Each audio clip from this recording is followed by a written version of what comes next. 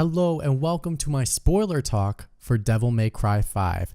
Yes, we are at the place where we can talk about anything and everything when it comes to Devil May Cry 5. So that means spoiler warning is in effect. If you do not want this game spoiled, please go play the game. It's a great game. Go play the game. Come back, watch this video. Or if you want to watch a video that is spoiler free and my review of this game, you can check out that video in the video description below or on my channel Freeze Frame Rate. So that means anything in the comments below, we can talk about anything. I'm not going to be able to cover everything about this game in my review and my spoiler talk. So if you have something that you wanted to bring up in a conversation, bring it up in the comments below. I love to reply back and have a conversation with you about it because there is a lot to talk about in every single video game and there's never enough time to talk about it all. So let's just get started right away. I want to say the biggest revelation for me, at least when I found out, was V was Virgil.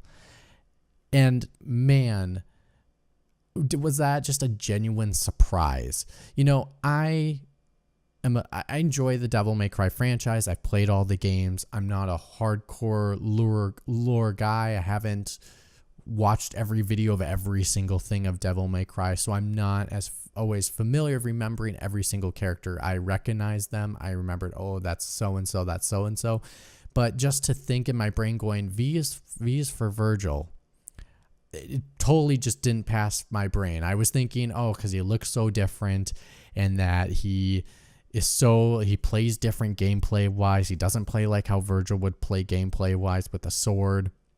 He plays with a cane and demons, and it just was so different that I was like, there's no way this could be Virgil. And then when they said Virgil, I was like, duh, like, stupid, come on, makes total sense. It's like V stands for Virgil. Why couldn't I get that? And, you know, I liked the concept of him, you know, going to the absolute extreme because all he's wanting to do is get more power. And so to go into the extreme of splitting his human side from his demon side was so interesting. And I think it really brought more elements and kind of brought more elements to Virgil that we'd never seen before. And I liked that a lot. I liked the concept that they were going for. I wish they dived into it deeper. They could have dived into it way deeper with this concept. But you know, with that being his human side, he was being more relatable and being a lot more human instead of cold, stoned like he usually is in the games. And so there was many moments, not very many, but moments that we really got to get snippets of his past, how he felt about certain things. And an example was when they were near their house and he's like, at first, it didn't make any sense going like, oh, I used to play in this park, blah, blah, blah. And that's the horse I rode, I used to ride on.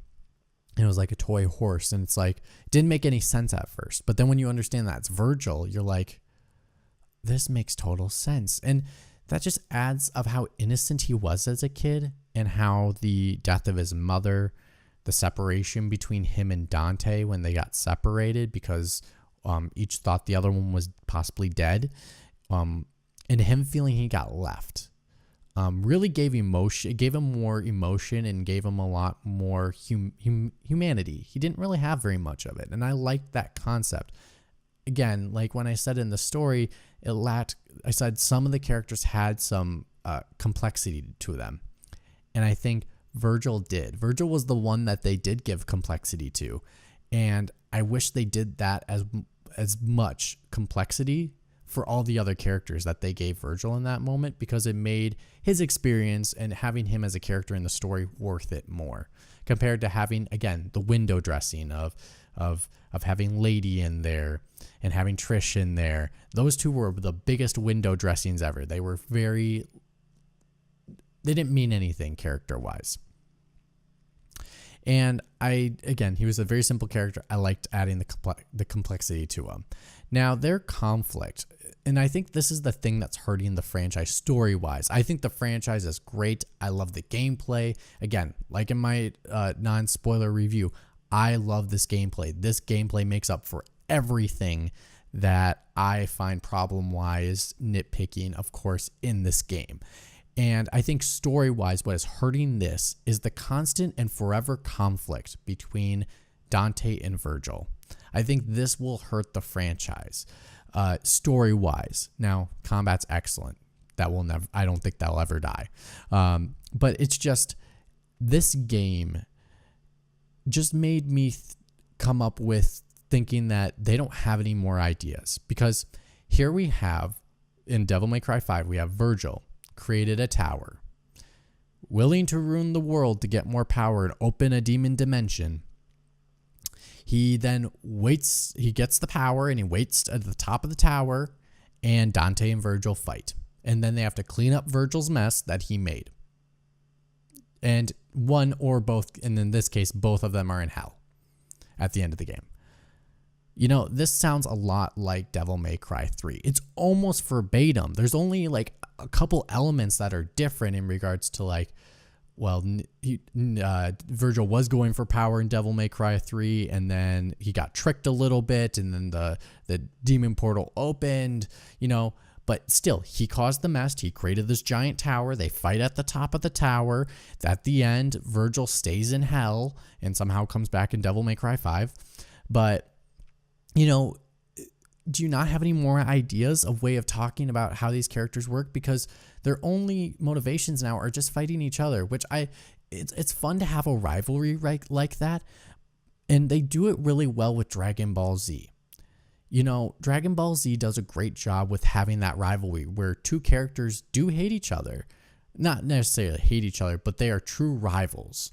And you know, Vegeta, who is Virgil, basically, in this example, Vegeta is always able to put the evil aside to do what is for the greater good because he wants to keep battling Dante more. And, you know, it adds more complex things with him. You know, they introduced Bulma into that mix, and, you know, they gave him a little bit more life. And I think Virgil is just too stone cold. And I love that they added that extra humanity to him in this game.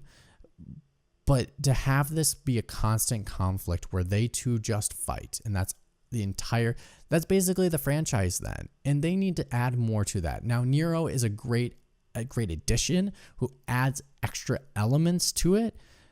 But to be honest, a lot of people just like this series because it's Dante and Virgil. Those are the two heavy hitters of this franchise. Now, I think Nero steps up his game definitely in this one where now it's a trio, I think, more than a duo. But to have him just break up every single fight between those two, that's the entire storyline of every single game of Devil May Cry for now on, I think is a boring storyline, and they need to really change that. Again, they have all the elements there. They just need to do it. They just need to step it up in the story, and it's going to get too boring, unfortunately. Now, the cool part, speaking of breaking up fights, when Nero changes into his demon form, that was cool. That was really, really epically cool. Now, one thing I was thinking about when I was playing the game, I was like, usually trailers take snippets, sometimes even snippets of the game that isn't even happening, or like parts of the game that you don't even do in the game, or scenes that you don't even see in the game. This, like, all the trailers they created for Devil May Cry 5 are all from the game. They're all used in the game, and they are perfect because they use them in the trailer, and they trick you. Because when he's reaching out for his arm, you don't think, oh, he's going to get a new arm. He's just reaching for somebody. No, he's getting his arm fixed. He's turning into his demon form. And, you know, the coolest part was when Nero smacked Dante, going like, hey, kid, you don't need to get involved in this. I told you to stay out, and then just do a smack. So funny. I loved it. It was cool, badass, and hilarious all at the same time. That's that type of stuff that I love about this franchise. It's style, and it's just really, really cool. And the final fight with using Nero against Virgil, I think it was a great way to introduce that because, you know, you fought him as Dante. You understand kind of how his moveset is. and now you have this extra power, and now you got to use this to take him out. And there were some really cool moves where you could like smack him around, stab him with his own sword, stab Virgil with his own sword. I think it was just cool across the board. And again, that I think helped push up Nero to make the franchise more of a trio than a duo. And it'll be interesting to see the family dynamic in this franchise. I think they need to explore that more too. Explore the family dynamic. There's an amazing dynamic happening where this can easily be fixed and remedied and make amazing. They just need to do that.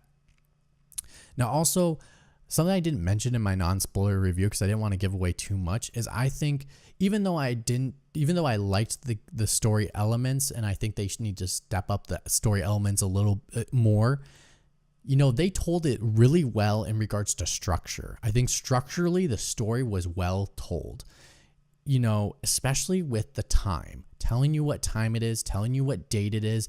It lowered the confusion of going, am I playing as a character before this the first scene in the game happens? Am I playing after that scene happens? Is this happening at the same time as another character is doing something else? And I think that is such a great element in this game. I really like that a lot.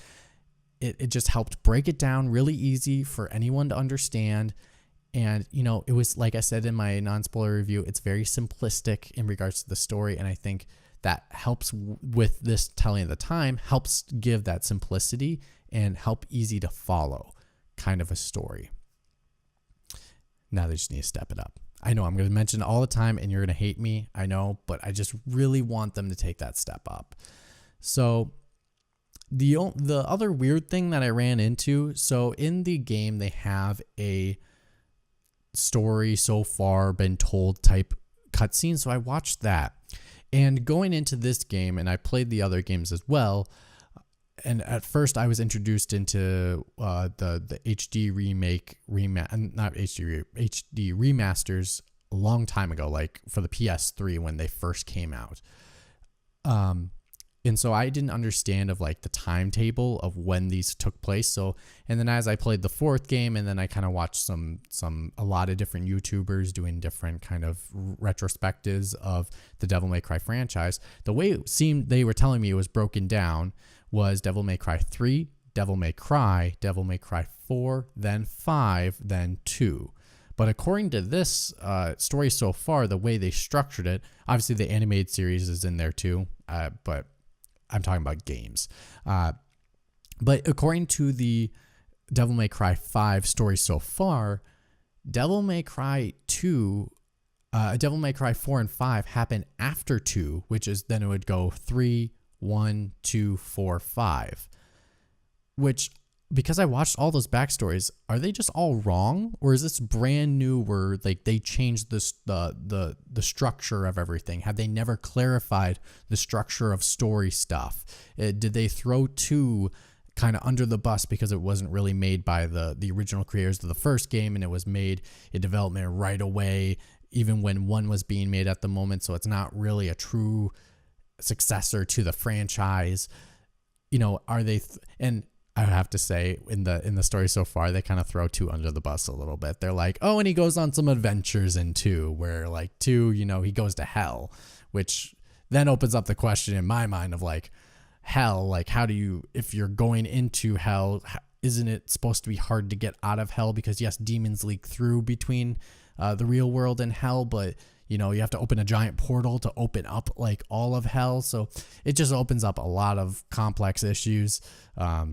This game is not great in regards to breaking down everything, but let me know in the comments below. I'm really curious. If you're a huge fan of Devil May Cry, I'm really curious to hear, is this the structure it's always been, the first structure I said, where 4 and 5 are before 2, or is this the way it's always been, that it's after 2, and I'm just watching the wrong people telling me the wrong stuff, and reading the wrong information? But I feel like they changed it, which is not necessarily a bad thing. It's just a very hop that just caught me off guard, and I felt like I should have talked about it as a note. So the other thing I want to bring up, though, is one of the cool things. In my trailer reaction for the first time I reacted to Devil May Cry 5 on this channel, I was making fun of the payphone. I was like, oh, why do they need a payphone? The payphone's, can you use a cell phone? Now, I take all that back. The payphone is cool. The payphone is excellent. The payphone is well worth it. You know, I loved calling. I loved calling on that payphone. I will use that payphone forever.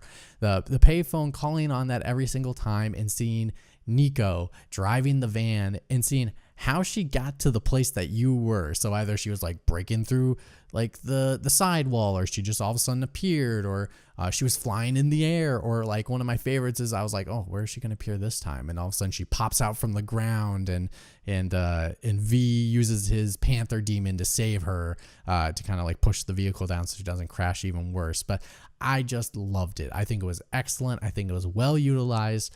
And I take it all back about the payphone issue. I mean, it wasn't an issue. I just was making fun of it. And I love payphones. Payphones are my friend. And I also just want to give a shout out to Nico. I think I liked this character a lot. She was great. I love the vibe she gave off. She gave off a really cool vibe. And her and Nero was a great pairing. I liked them together, and I'm really excited and hopeful that she continues in the franchise with Nero. And if they go the Nero route, or whatever route they go, where if Nero is going somewhere, I want Nico there. I think she is a great character, and it's just unfortunate that like she got the spotlight and some other characters didn't, like Lady and Trish. They really didn't get any kind of spotlight in this game. It kind of was just, again, window dressing, but Nico was a little bit more developed compared to the other two. But I would love to see this pairing in their own game. That would be really cool. Now, I just want to talk about my favorite Devil Breaker, and that was the Rocket. The Rocket was so cool. It was on the lower echelon tier of like strong Devil Breakers, but it was just so cool just to shoot a rocket and be able to have it handle an opponent for you while you can take out another opponent, or just add that extra damage while you're taking it on. I liked every aspect of that Devil Breaker. And when I was talking about amazing moments in my non-spoiler review, this was one of those moments. I all of a sudden started riding my rocket, and I didn't even know you could do that. And well, I mean, I saw in the trailer them riding a rocket, but I thought that was a scripted moment or something like that. But to see that Devil Breaker, and then all of a sudden I jumped, and then all of a sudden it appeared under me, and then I was riding it through a boss battle, I was like, this is cool. This is sweet. Again, adding to the fun of the combat, which is the best part about this game. It's amazing. Oh, I hope you love this combat. Please let me know what you think about it. What's your favorite Devil Breaker? There were a couple other good ones too, but I personally really like the Rocket. But I'm curious what you think your favorite Devil Breaker is. Now, I wanted to talk about Dante for a second too. For Dante, my kind of structure I use for him, I go with Trickster. I liked being the invading person, kind of reading their patterns, and then eventually that Trickster turned into teleportation, which I really loved. I really, really, really, really loved that. And so being able to dodge and then just knock them down with the classic swords. As the game goes on, obviously your sword transforms, which is super cool. And I love your final sword. And, there's just an amazing payoff in this game, especially near the end with the boss battles with Dante, where, you're getting rewarded to taking your Devil Breaker power and then convert it into your demon form and kind of build that meter up. And it's just such a great reward to say, yeah, you did well with evading, you did well with counter punching, you did well with combos with that opponent, to build up this amazing meter that once you use it, you take like over a quarter of their damage and of a full boss. And I think that's amazing. I love that. I think it is just a great reward to doing great work. And again, adding to the auxiliary and fun of the game. And the kickboxing get up weapon is probably my second favorite. It's a close second. But the rest of them I tried, they were okay. I just love classic swords. They're cool like that. So I know I've been talking about this for a while, but I do want to address this in its own section really quick, that this franchise, to be extremely successful, this franchise is good. It's getting great reviews right now. I think the one thing that I see in reviewers that I don't understand why they don't knock games for is when they say, oh, it feels like what it was before. And it's like, yes, it should feel like that, but it needs to evolve. It needs to step it up. Now, in the combat department, it stepped it up. It evolved. In the story elements, it stepped up. Not to the current standard of today's games and experiences, it did step up. I will give it that. But I think it needs to take another step further if it wants to be in contention, if it wants to be known as a top game of all time, if it wants to be a game of the year contender, it needs to step up in regards to the traversal. It needs to improve that. And I think they did a good job with that with Nero's using the Devil Breaker as a grip to pull yourself. I think with the boss battle that you had to use for that, it was a great relief because it wasn't a big issue as the traversing being an issue in regards to the boss battle and being an element that was hindering your success in that boss battle. It was so well done. If they can do that, kind of making sure that traversal, because when I was getting near the end of the game with Dante, where there were moments where you actually had to like time jumps and stuff, and I was missing gaps, and I missed out on special items because I didn't get the jump right. And the jumping is just so off in this game. It's great in the combat. It's just really off when you're not in combat. And that just needs to be fixed. So I want all games to be successful. So when you look at my reviews and I'm being critical of games, I'm being critical because I want the best out of them. When I talk about things, I always want the best out of everything and everyone. And so I be critical because I want them to be good and I want me to be good. And I can't be better if I don't know what I need to improve on. And so this franchise is so close and is making a step up, and it's a great return. Now we need to see the evolution because we're seeing a great marriage right now of gameplay, story, elements. We're seeing creations like God of War and Red Dead Redemption 2. Those are the two echelons of this generation so far. And, this franchise can be there. This franchise can do that. They don't have to be open world. They don't have to do any of that kind of stuff. They just need to step up those other elements, and they can be in that conversation too.